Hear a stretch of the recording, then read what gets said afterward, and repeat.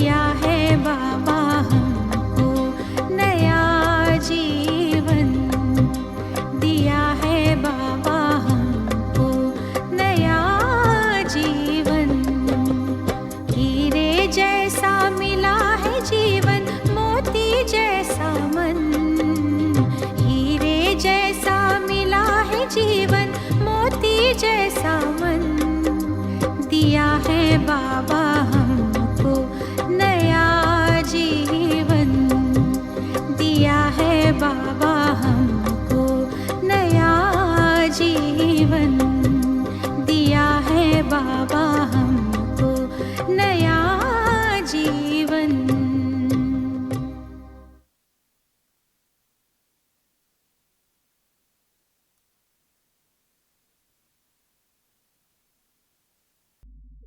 ओम शांति।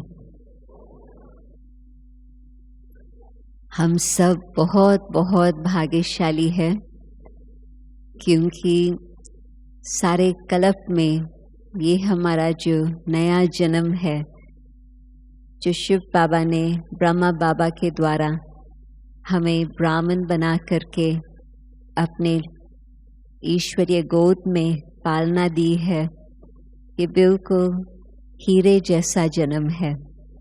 सारे कल्प में इससे श्रेष्ठ जन्म और कोई हो नहीं सकता।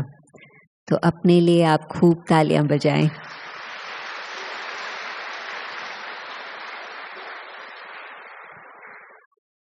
जब बच्चा जन्म लेता है तो कहते हैं कि अपनी तकदीर अपने साथ ले आता है। तो हम बच्चे भी जिस घड़ी शिव बाबा के ज्ञान के द्वारा, जो शिव बाबा ने ब्रह्मा बाबा के मुख द्वारा सुनाया, वो हम सुनते हैं और हमारा नया जन्म होता, तो उस घड़ी से लेकर ही हाँ हमारा कुछ भाग्य होता, जिस कारण से बाबा ने हमें ढूंढ के अपना बनाया।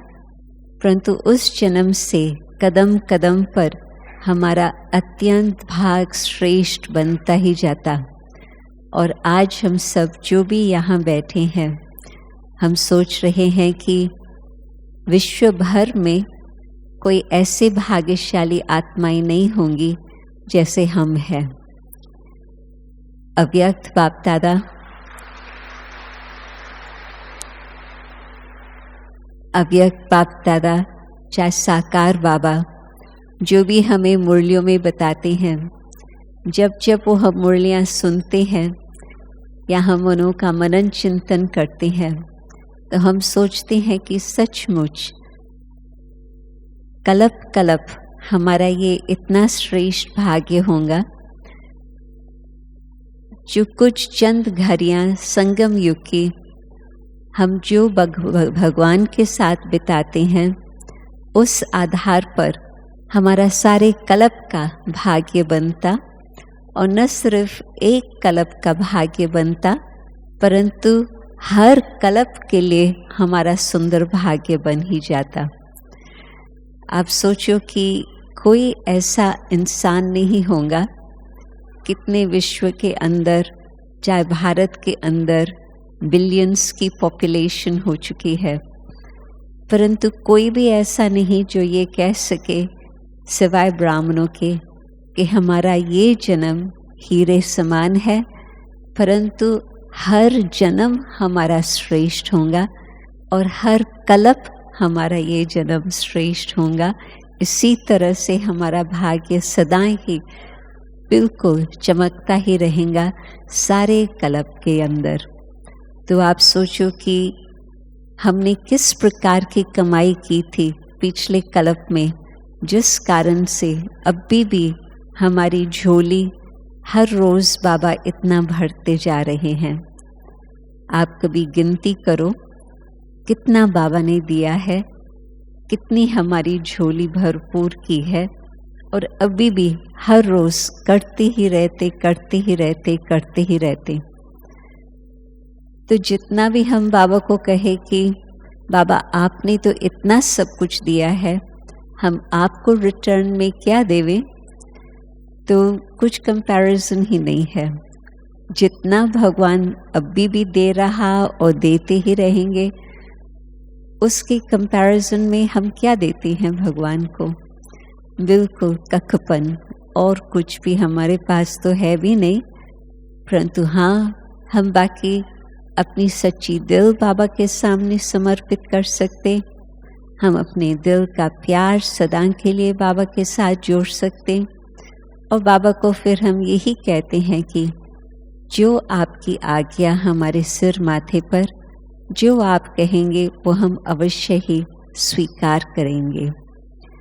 मैं सोचती हूँ कि हर बात में आप कंपेयर करो आपकी जीवन और बाहर वालों की जीवन, कितना न महान अंतर है।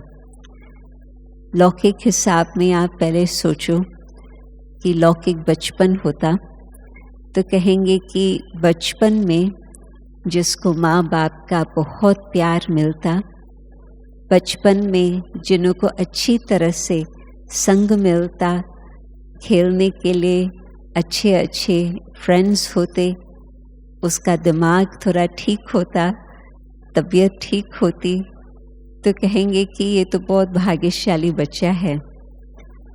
परंतु उसके कंपैरिजन में हमारा जो ईश्वरीय बचपन है, आप सोचो कि हमारे माता पिता किस तरह से हमें कितना प्यार से पालना दे रहे।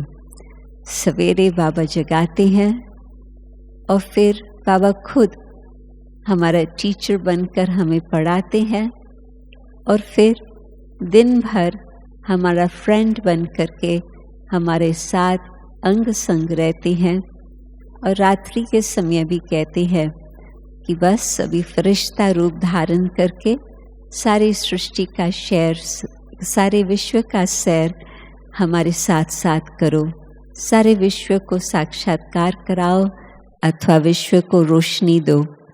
तो जो हमारे बचपन के दिन है ज्ञान के, वो कितने श्रेष्ठ और कितने भाग्यशाली, कितने सुखदायी।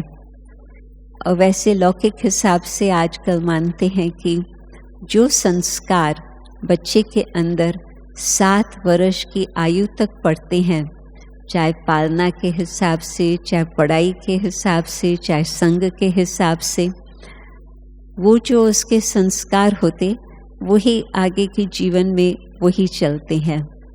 तो 7 साल तो क्या, हम तो कहेंगे कि बचपन की एक एक घड़ी बाबा ने जो हमें ये जीवन दी है, वो एक एक घड़ी में कोई ऐसी घड़ी नहीं जो बाबा हमारे ऊपर ध्यान न रखे। आप सोचो, कहीं कहते हैं कि हमारे नज़र से बाबा छिप न जाए, और बाबा फिर क्या कहते हैं, बच्चे मेरी नज़र आप सबके ऊपर है, मेरी नज़र से आप पल रहे हैं, मेरी नज़र के अंदर आप सेफ रहते हैं। तो न सिर्फ हमारी नज़र बाबा के ऊपर है, परंतु भगवान की नज़र, ईश्वर की नज़र हमारे ऊपर है। वो कितना भाग्य की बात है। कोई इंसान सोचेगा कि एक झलक हमें भगवान का दर्शन हो, बस उसके लिए कितनी मेहनत करते हैं, नौदा भक्ति करते हैं, अपना जान देने के लिए तैयार होते हैं, और हमें क्या प्राप्ति है कि मेहनत के बगैर बस हमने कहा मेरा बाबा, और बाबा ने मुझे स्वीकार करके कहा हाँ मेरे बच्चे, और बाबा तुरंत अपनी जिम्मेवारी से हमारे ऊपर अपनी नज़र रख करके हमारे पालना देते करते ही रहते हैं। तो ईश्वरीय बचपन हमारा अति श्रेष्ठ, भगवान मेरे संग, भगवान मेरा साथी, और कदम कदम पर भगवान की छत्र छाया के नीचे हम पलते रहते। फिर जब बच्चा थोड़ा बड़ा होता तो सोचते हैं कि इसकी पढ़ाई में अच्छा ध्यान रहे, ताकि भविष्य में इसका जीवन बहुत सुंदर रहे। 2 प्रकार से वो सोचते हैं। एक तो सोचते हैं कि ऐसी इसकी क्वालिफिकेशन हो जिससे कि उसकी कमाई अच्छी हो, उसकी जीवन बहुत सुंदर श्रेष्ठ बनी रहे। परंतु दूसरी तरफ से वो सोचते हैं कि जो बच्चा अभी बड़ा होता जा रहा है उसका चरित्र बहुत श्रेष्ठ होना चाहिए, तो इसकी आगे की जीवन सफल होंगी। तो जैसे हम ईश्वरी बचपन से और थोड़े बड़े होते हैं तो भगवान क्या कहते?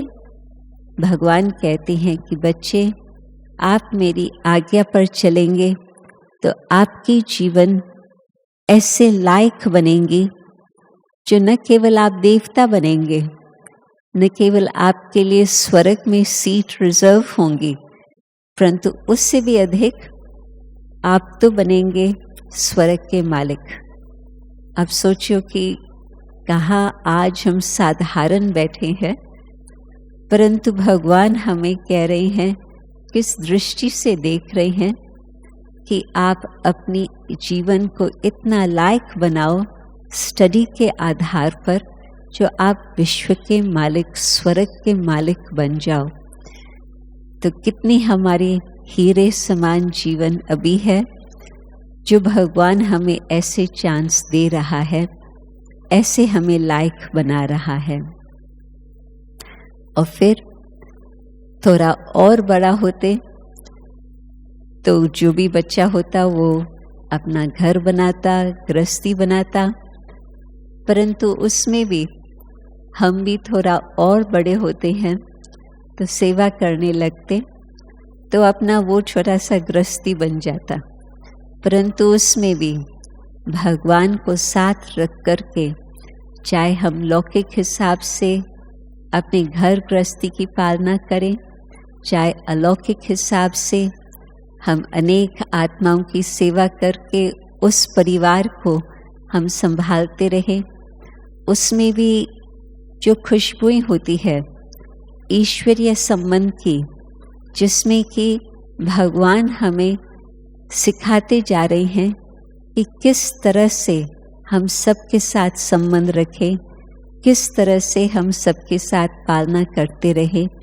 कैसे हमारा कर्तव्य हो, व्यवहार हो, वो सब बाबा कदम कदम पर हर रोज़ हमें शिक्षा देते रहते। तो उस हिसाब से आप देखो कि पारिवारिक जीवन, वैसे तो नाम आएगा गृहस्थी जीवन, परंतु मैं कहेंगी पारिवारिक जीवन, पारिवारिक जीवन में भी भगवान हमें सिखा रहे हैं कि किस तरह से आपके जीवन ऐसे बने जिससे अनेक आत्माओं को प्रेरणा मिले। वैसे भी कहा जाता है कि एक व्यक्ति के द्वारा जो उसके अच्छे कर्म होते हैं, उसके अच्छे कर्म को देखकर कितने लोग सीखते हैं।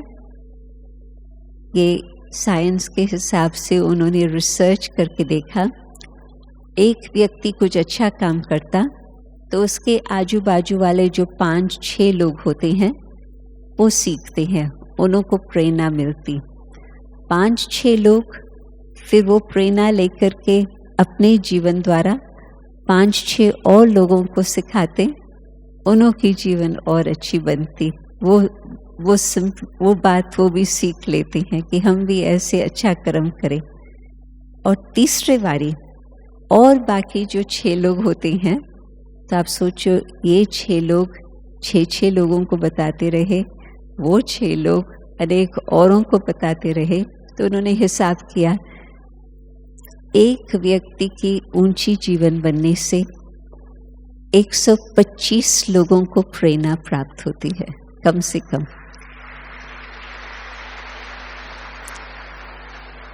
और यदि कोई उससे भी अधिक जिसका प्रभाव हो अनेकों के ऊपर, कईयों का तो जीवन का प्रभाव हजारों तक पहुंचता है, कईयों का तो लाखों तक पहुंचता है, परंतु ये तो एक साधारण व्यक्ति का भी प्रभाव 125 तक पहुंचता। तो बाबा के बच्चों का प्रभाव आप सोचो, न सिर्फ आपके घर वालों के ऊपर, परंतु जो भी आपके अड़ोस पड़ोस में है, जो भी आप लोगों के साथ कार्य व्यवहार में है, उन सब तक वो प्रभाव पहुंचता है। और अभी वो माने या मानने के लिए तैयार न हो, अवश्य ही आगे चल करके वो यही कहेंगे कि हाँ, इन्हों के जीवन से हमें सादगी, सफाई, सच्चाई बहुत कुछ सीखने को मिला। मुझे याद आता कि जब जापान में अर्थक्वेक हुआ था कुछ वर्ष पहले, तो जिस मकान में वहाँ फ्लैट सिस्टम थी, तो उनका बहनों का स्थान सेंटर था दूसरे फ्लोर पर, तो जो बाकी और वहाँ पर रहने वाले थे वो तो देखते थे कि उनके जीवन कुछ विशेष ही है, कुछ न्यारी ही है, परंतु इतना नज़दीक नहीं आ पाते थे। और वो जो अर्थक्वेक आया वो आया सवेरे 5 बजे। तो बाबा के बच्चे तो शुरुआत का दिन तो हमारा 3:30 बजे होता, तो वो तो बिल्कुल तैयार थे। तो वो जब नीचे आए तो वो तो तैयार होकर के ही नीचे आए, क्योंकि जब धरती हिलने लगती है, ये तो हर एक को जानकारी है कि जहाँ पर भी फ्लैट है वहाँ पर आ जाओ। फ्लैट अर्थ जहाँ सीधी ज़मीन हो, अंदर बड़े 5 मंजिल 6 मंजिल के मकान में रुकना नहीं चाहिए। तो बाहर वो आ गए थे, तो बाकी तो लोग तो इतना जल्दी तैयार नहीं हो पाते, तो किसका कैसे वस्त्र, किसका कैसे वस्त्र, परंतु सब बाहर आ गए थे। तो उस घड़ी वो बहन के तरफ ही जहाँ वो खड़ी थी वहाँ पर ही सब इकट्ठे हो गए, और बहन को अपना चेहरा, उसका चेहरा तो बिल्कुल शांत, तो इन्हों के चेहरे तो किसको रोना आ रहा है, किसको कुछ हो रहा है, किसको कुछ हो रहा है, परंतु उस बहन के चेहरे को देख करके वो भी शांत हो जाते थे। और फिर बहन को किसने कुछ पूछा तो उसने बड़े प्यार से कुछ न कुछ बाबा की बातें सुना करके उसको भी शांत किया। तो जो जहाँ खड़ी थी बहन और उसके आजू बाजू में सब बिल्कुल शांत मूर्त होकर के सीन को देख रहे थे। और बाय चांस जो उन्हों की बिल्डिंग थी उसको कोई ज़्यादा इम्पैक्ट नहीं हुआ, परंतु फिर तो बाद में पता चला कितना नुकसान हुआ है, सारे रोड्स, मोटरवेज, आदात सारे उथल पाथल सारे शहर की।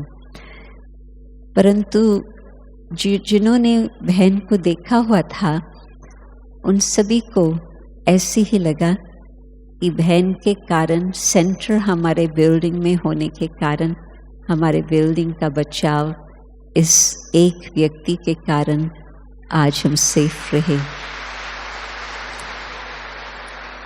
तो कहने का मतलब कि जिसके साथ भी आपका कार्य व्यवहार चलता, उनको ये तो मालूम है कि इन्हों की योगी जीवन है, इन्हों की कुछ अलग प्रकार की जीवन है।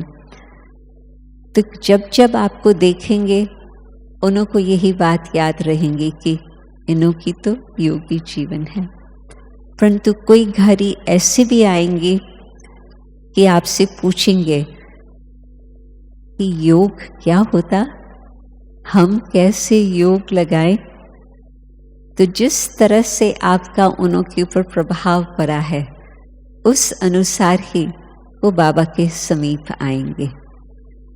तो आप ऐसे सोचो कि अभी वो घड़ियाँ ज़्यादा दूर नहीं, जबकि जो बाबा ने कहा है कि अंतिम सेवाएं हैं फरिश्ते के रूप की सेवा।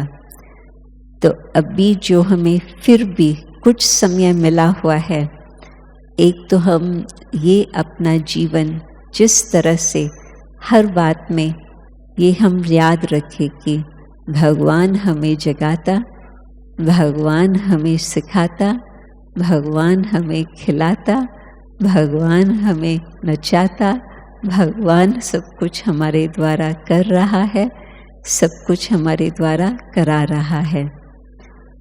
मम्मा की बहुत सुंदर बात उस दिन बाबा ने याद दिलाई कि जगदम्बा माँ सदा यही कहती थी, हुक्म ही हुक्म चला रहा। तो जो हुक्म देने वाला वही हमें चला रहा, हमें हुक्म नहीं दे रहा, खुद ही बड़े प्यार से हमें चला रहा। तो ईश्वर कितना श्रेष्ठ ते श्रेष्ठ, जिसको हम परम आत्मा कहते, और लोगों के लिए तो वो बहुत बड़ा दूर, बहुत दूर, और बाबा के बच्चों के लिए बिल्कुल समीप, मेरा बाबा। और बिल्कुल मन में आवाज़ यही आता कि जब हम दिल से कहते हैं मेरा बाबा, वो फीलिंग आती है कि बाबा भी कहता है मेरे बच्चे। तो जब बाबा हमें मेरा बच्चा कह के अपनी नज़र हमारे ऊपर रखता, कोई ऐसा भाग्यशाली नहीं संसार में जैसे हम ब्राह्मण। ईश्वर हमें संभाल रहा। तो ऐसे हम अपने में जो बाबा हमें अब दे रहा, हर प्रकार से ज्ञान की समझानी बाबा ने दी है हमें। कोई ऐसे प्रश्न नहीं रहा जिसके लिए बाबा ने हमें उत्तर ना दिया हो। चाहे वो अपने जीवन यात्रा के लिए जो भी बातें आती है, क्यों, क्या, कैसे, वैसे, वो सब बातों का हल बाबा ने बता दिया। और साथ साथ विश्व में जो कुछ चल रहा, दूसरे लोग देख कर के खूब घबराते हैं, बहुत घबराते हैं कि अब क्या होगा, विश्व की हालत क्या, हम क्या कर सकते, कुछ नहीं कर सकते। आजकल विदेश में ये चल रहा, जो नौजवान जो है, उनको सबसे बड़ी एंग्जाइटी, चिंता किस बात की लगी हुई है कि ये जो संसार अब हमें पालना दे रहा है, जो धरती माँ इतने वर्षों से, इतने लाखों के हिसाब से, इतने समय से हम सबकी पालना कर रही है, अभी आगे क्या होगा। क्योंकि देख रहे हैं कि हमने खुद ही धरती माँ को कितने हिंसा करके उसको बिल्कुल नाश तक लाने का सब कुछ किया है। तो एनवायरमेंटल एंग्जाइटी, इको एंग्जाइटी बच्चों को 10 साल 15 साल, क्योंकि वो तो जानते हैं कि जो बड़े हैं उन्हों का तो जब तक जीवन है तब तक है, परंतु उसके बाद में हमें देखना होगा कि हमारी जीवन किस प्रकार से चल सकेंगे या नहीं चल सकेंगे। तो आप सोचो कि बच्चों को कितनी फिक्रात है, बड़ों को तो फिक्र तो है ही, परंतु छोटे बच्चों को भी है। परंतु जबकि बाबा ने हमें उन सब बातों का भी, सृष्टि की आदि कैसे हुई, सृष्टि का अंत कैसे होगा, फिर सृष्टि की आदि किस प्रकार से होंगी, बाबा ने हर बात कितना क्लियर करके हमें बहुत अच्छी तरह से समझाया है, जिसमें उसके प्रति हमारे कोई प्रश्न नहीं रहे। बाबा ने जैसे उस दिन मुरली में कहा, प्रश्न समाप्त तो प्रसन्नता बिल्कुल आपके अंदर है ही। प्रश्न चित होंगे, प्रश्न प्रश्न प्रश्न एक के पीछे दूसरे आते ही जाएंगे, तो प्रसन्नता नहीं होगी। परंतु जब प्रश्न को समाप्त करेंगे ज्ञान के आधार से, ऐसे नहीं कि बस हम बिल्कुल मान गए, नहीं, परंतु अच्छी तरह से हम समझ करके, विश्वास से जान करके हम कहते हैं कि हाँ, हमें पता है पास्ट क्या था, अब प्रेजेंट क्या है और फ्यूचर भी क्या होने वाला है। विश्व में कोई और ऐसा नहीं है जो विश्वास से कहे कि हाँ, हमें पता है कि भविष्य संसार बहुत ही सुंदर आने वाला है। इसको विश्वास होगा?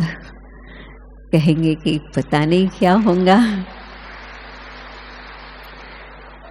और उसके भेद में हम बिल्कुल बेफिक्र, बिल्कुल निश्चिंत, कोई प्रकार का फिक्र ही नहीं।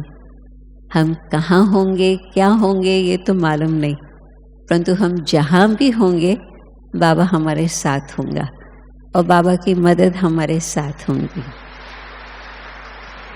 बाबा की छत्र छाया के नीचे हम पल रहे होंगे। परंतु हाँ, बाबा एक बात कहती हैं बाबा कहते हैं कि ब्राह्मण जीवन का जो श्वास है वो है सेवा।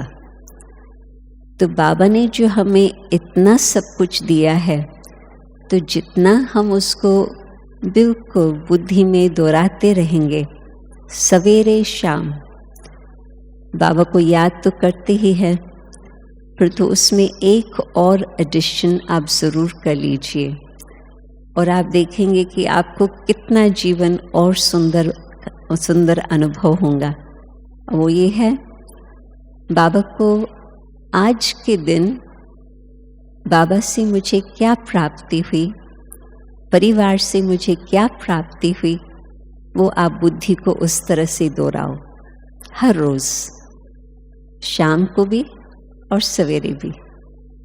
आप अपनी बुद्धि को इस तरह से चलाएंगे ना, आज के दिन मुझे बाबा से क्या प्राप्ति हुई, परिवार से क्या प्राप्ति हुई, तो आपको बहुत बहुत लगेगा यहाँ सचमुच हमारा जैसा हीरा जन्म, हीरे जैसा जन्म किसी और का तो है ही नहीं। और दूसरे दिन सवेरे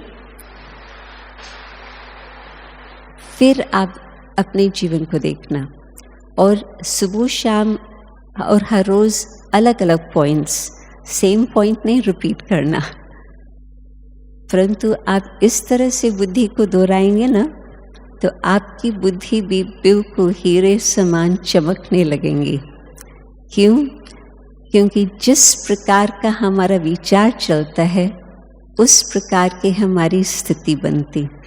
तो आपके विचार इस तरह से दोहराएंगे कि यहाँ वहाँ की फालतू बातें या चलो साधारण जीवन, तो आपकी स्थिति भी इस प्रकार से, परंतु आपकी बुद्धि बिल्कुल ऊंची स्तर पर जाती रहेंगी कि बाबा ने कितना ऊंच हमें बनाया, कितना ऊंची बातें हमें दे रहा है, किस प्रकार से अविनाशी पवित्रता सुख शांति हमें दे रहा। आपकी इस तरह से जीवन क्या आप सोच करते रहेंगे, आपकी स्थिति वो बनती जाएंगी, तो आप बिल्कुल अपने को अच्छी तरह से भरपूर महसूस करेंगे और उस भरपूरता के आधार पर जो बाबा चाहते हैं तो हम दे सकेंगे। बस दुआएं देते रहो तो ऑटोमेटिकली दुआएं मिलती ही रहेंगी। दादी जी से एक बारी पांडव भवन के दिनों में हम लोग एक छोटा सा ग्रुप बैठा था, तो भोजन के बाद दादी ने सबको बुलाया था चिट चैट करने के लिए। छोटा सा परिवार था उन दिनों में, तो दादियों का भी समय अच्छी तरह से हमें पालना मिलती रहती थी। तो उस समय 30-40 विदेश के टीचर्स थे। तो दादी हमसे सबसे पूछती थी कि आपने मधुबन से इस बारी क्या प्राप्ति की। तो एक एक सुनाते गए। फिर किसने दादी से पूछा, दादी जी आप कौन सी बात का ध्यान रखते हो आजकल। तो दादी का कितना सुंदर उत्तर था। दादी ने कहा कि मैं ये सोचती हूँ कि हरेक के दिल से मेरे प्रति दुआएं निकले। क्यों? क्योंकि जिस समय आत्मा इस शरीर को छोड़ के जाएंगे, क्या साथ लेके जाएंगे, सबकी दुआएं साथ में लेके जाएंगी।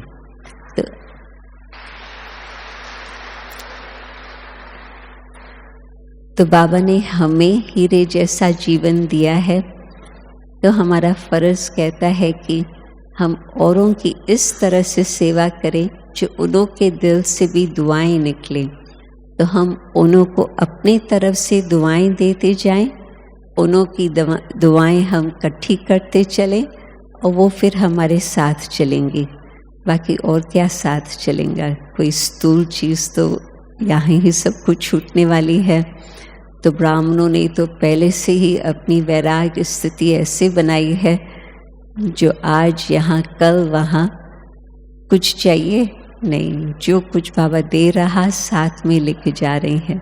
बाकी तो स्थूल चीज़ तो जहाँ भी जाएंगे भगवान हमारी अच्छी तरह से संभाल कर ही लेंगे।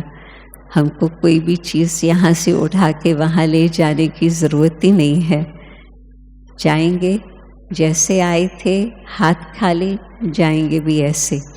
परंतु कदम कदम पर आत्मा अपना पुण्य का खाता जमा करती जाएंगे और कदम कदम पर दुआओं का खाता भरपूर करते रहेंगे। तो संगम युग के हम महत्व को जाने कि ये ही समय है जबकि बैंक खुली हुई है। आपको याद होगा कि बाबा ने कई बार ये हमें याद दिलाया है कि संगम युग की ही बैंक हो सकती। सतयुग में तो बैंक में जमा करने की मार्जिन नहीं है। उस समय तो हम कैपिटल जो कुछ कमाई की है उससे हम लेते रहेंगे। फिर द्वापर से कलयुग अंत तक जो पुण्य किया उसकी प्राप्ति हुई। एक किया एक मिला। संगम युग ब्राह्मणों के लिए विशेष समय, क्योंकि जबकि भगवान के बन गए, भगवान साथ में है, भगवान संभाल रहा, तो लेन देन डायरेक्ट जो भगवान के साथ है वो तो कोई विशेष ही होंगी। तो संगम युग की विशेषता भगवान की हमारे साथ ये है, हम देते एक है और मिलता लाख है। न सिर्फ 10, न सिर्फ 100, परंतु भगवान हमें लाखों के हिसाब से देते। भगवान के लिए क्या बड़ी बात है। तो भगवान तो बड़ी खुली दिल से हमें लाख दे देते। अब भी संगम युग में ही उसका अनुभव होता और फिर तो सारे कल्प में हमारे साथ वो सब कुछ चलता। न सिर्फ एक जन्म के लिए, 21 जन्म के लिए नहीं, न 1 न 21, परंतु मैं मानती हूँ सारा कल्प वो हमारे साथ साथ चलता। तो आप सोचो कि कितनी हमारी कमाई। तो भगवान हमें बिल्कुल खुले दिल से कहता है कि सर्व शक्तियाँ आप मेरे से ले लो, सर्व गुण मेरे से ले लो, सर्व प्रकार के खुशी के भंडार खुले हैं वो भी मेरे से ले लो और अपने में समा के रखो। परंतु न सिर्फ समा के रखो, हाँ पहले तो अपने पास इतना जमा हो जो कभी वो चाबी खो न लेवे, परंतु फिर साथ साथ उस खजाने को भी आप देते चलो। चोर न लूटे, परंतु आप खुशी से दिल से दान करते रहो। जो कुछ भी आपको मिला है औरों के लिए हम कहेंगे दान, और ब्राह्मणों के लिए बाबा दूसरा शानदार शब्द यूज करते। ब्राह्मणों को हम दान नहीं देते, ब्राह्मणों को हम सहयोग देते। तो जितना जितना सहयोग देते जाएंगे ब्राह्मणों को, वो भी आपको उसका रिटर्न भरपूर करता रहेगा, भरपूर बनाता रहेगा। आप सोचो कि एक जन्म, और कईयों के लिए तो पूरा भी एक जन्म नहीं, जब तक कि बाबा ने ढूंढा और अपना बनाया, शायद आधा जीवन तो बीत चुका, शायद 3/4 भी बीत चुका, परंतु कोई हर्जा नहीं जब भी बाबा के पास आए।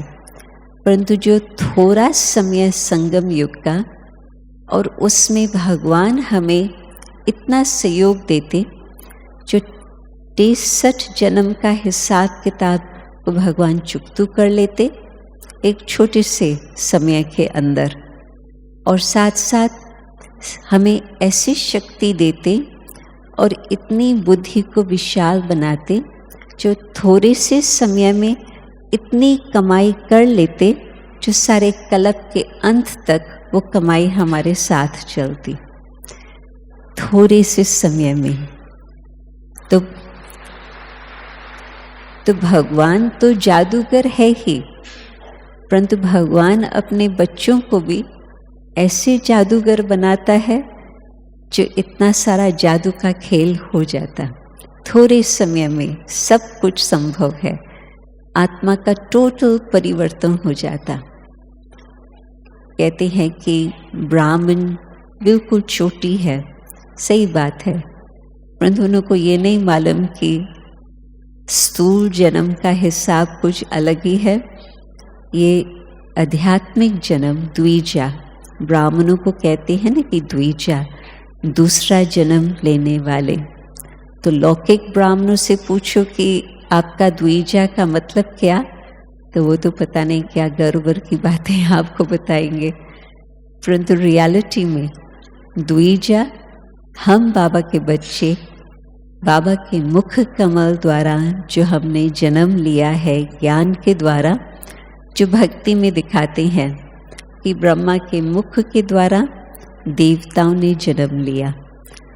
तो ये तो लौकिक हिसाब से कैसे वो समझते हैं मुझे नहीं मालूम, परंतु अलौकिक हिसाब से तो हम अनुभव करते हैं कि बाबा का ज्ञान सुना और उस आधार पर ही हमारा नया जीवन आरंभ हुआ।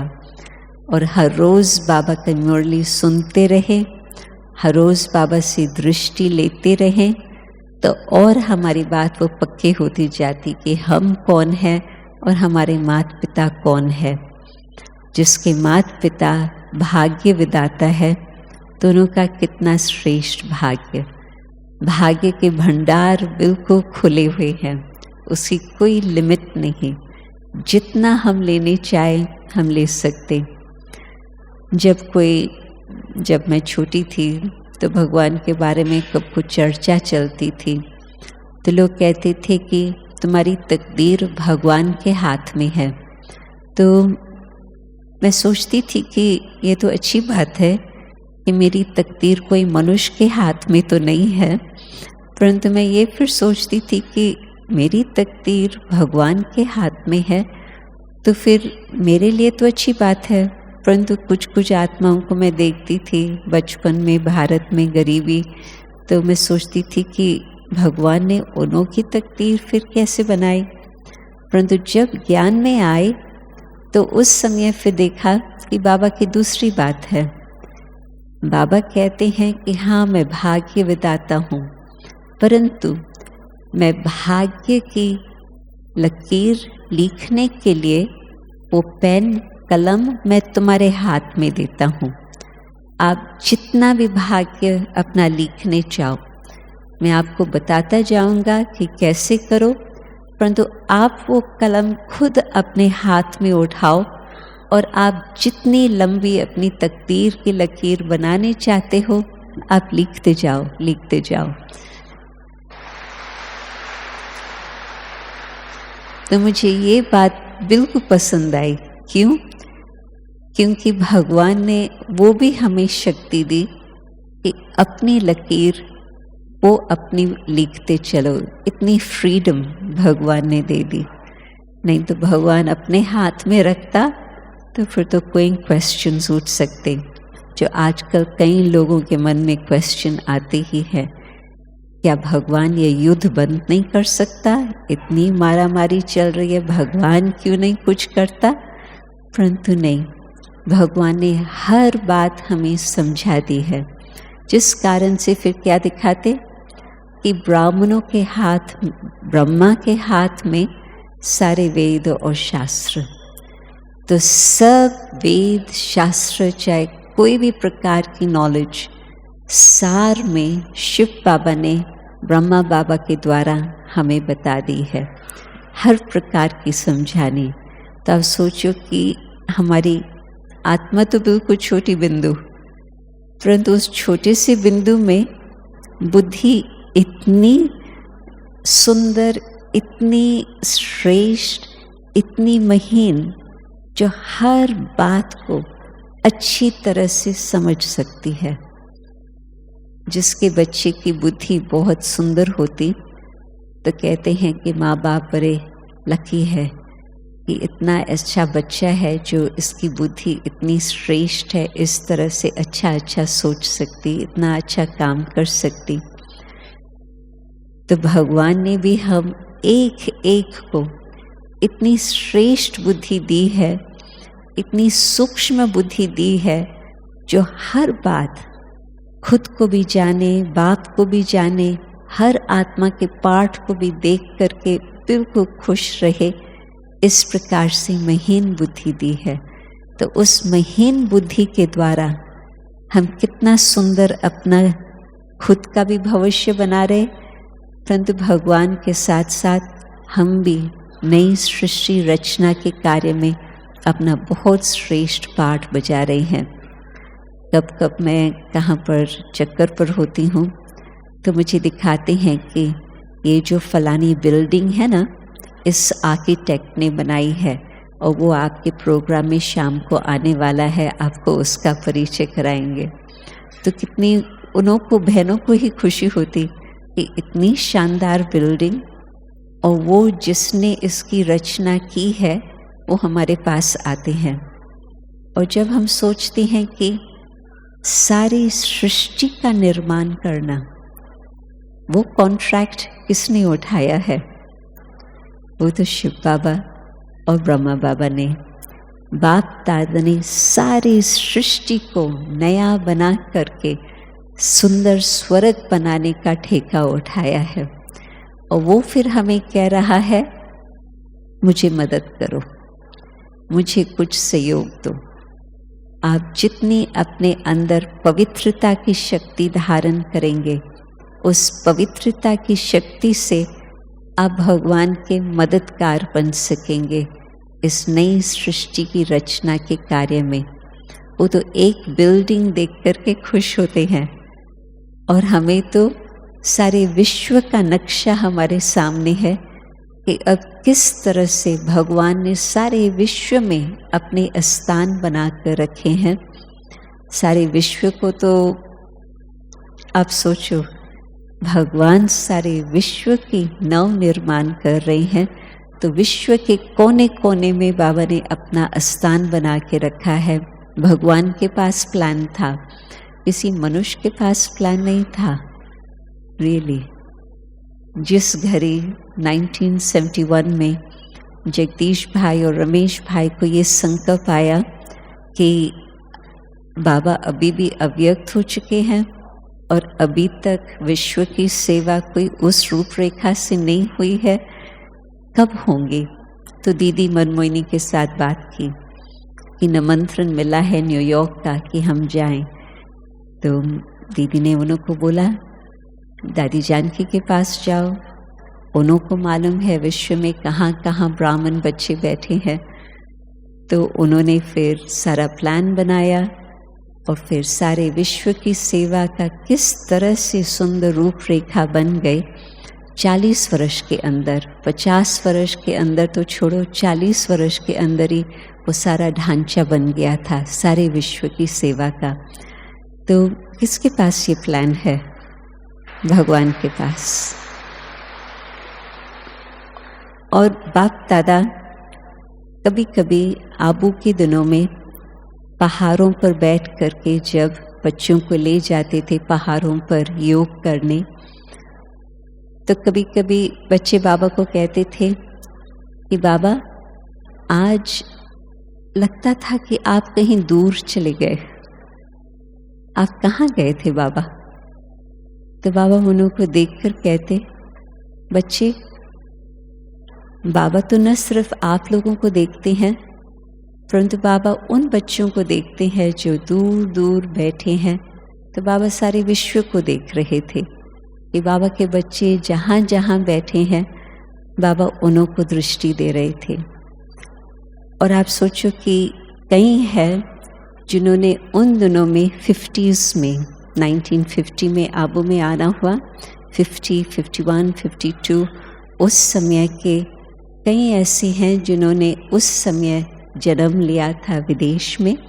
और फिर जैसे ही बाबा अव्यक्त हुए, उन्हीं दिनों में ब्रह्मा बाबा का एंजल का पाठ शुरू हुआ और बाबा ने उन आत्माओं को कैसे ढूंढ करके उन्हों की माला बनाई और उन्हों के द्वारा विश्व के स्थान स्थान पर सेंटर्स खुल गए। तो बाबा जानते, और बाबा अब जो कार्य बिल्कुल संपन्न होने की घड़ियों पर आ रहा। आज ही किसके साथ बातचीत चल रही थी कि जितना भारत में ब्रह्मा कुमारीज का फैलाव है, कोई ऐसी संस्था नहीं है जिसका इतना हो।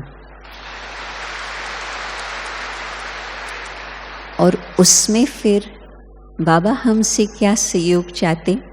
भगवान का कार्य है, करन करावनहार है, तो भगवान तो जादू से सब कुछ कर ही सकता, परंतु भगवान चाहते हैं कि हम अपने जीवन को श्रेष्ठ बनाएं, अपने जीवन को बिल्कुल हीरे समान बनाएं, जिस द्वारा फिर अनेक आत्माओं को वो सुंदर पवित्र जीवन बनाने की प्रेरणा मिले, ताकि उन्हों का भी भाग्य जग सके और वो भी भगवान के द्वारा कुछ न कुछ आकर के लेवे। हम लोगों ने कितना लिया है भगवान से। अभी छोटी सी उंगली देख करके, सहयोग देख करके हम अन्य आत्माओं को भी कुछ देते जाएं, ताकि वो भी भगवान के पास पहुंच करके इतना अपना भाग्य कुछ न कुछ तो बना ही लेवे। तो समय वो है जो बस दृष्टि द्वारा, बाबा ने बहुत सुंदर बात कही, अभी वो घड़ियाँ आएंगी जबकि किसी को कोर्स कराने का भी समय नहीं होगा, परंतु जो हम आत्मा ने भरपूर अपने को बनाया है, संपन्न बनाया है, वो फिर हम और आत्माओं को भी वो दृष्टि दे करके उन्हों को भी कुछ अनुभव करा सके। तो ये है समय संगम युग के अंतिम घड़ियों का, जबकि हम अपने जीवन को ऐसे बिल्कुल हीरे समान, परंतु हीरा कैसा? फ्लॉलेस, जिसमें कोई प्रकार का दाग न हो, जिसको बाबा भी देख करके कहे कि हाँ, ये मेरा बच्चा बहुत ही लायक बच्चा है।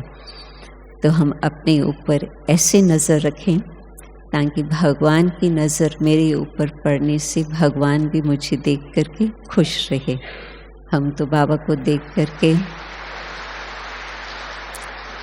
हम तो खुश रहते ही हैं जब बाबा को देखते, परंतु भगवान मुझे देख करके कहे कि हाँ, ये सचमुच मेरा हीरे समान बच्चा है, फ्लॉलेस डायमंड है, जो मुझे विश्व के सामने आगे रखना है कि हाँ, ये भगवान की रचना कितनी सुंदर है, ताकि वो देख करके कहे कि फिर तो रचता कितना सुंदर होगा। तो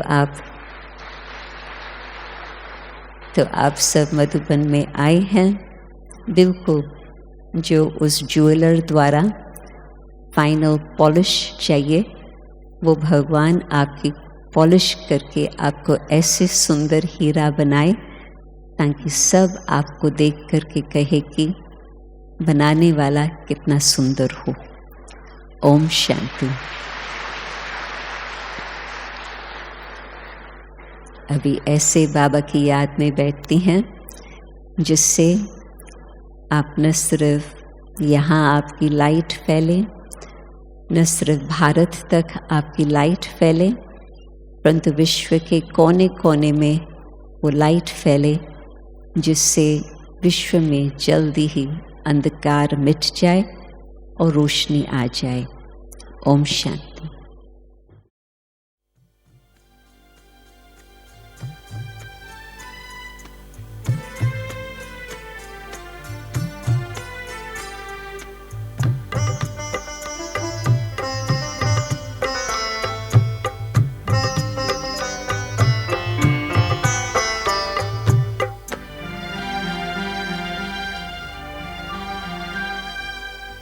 बनके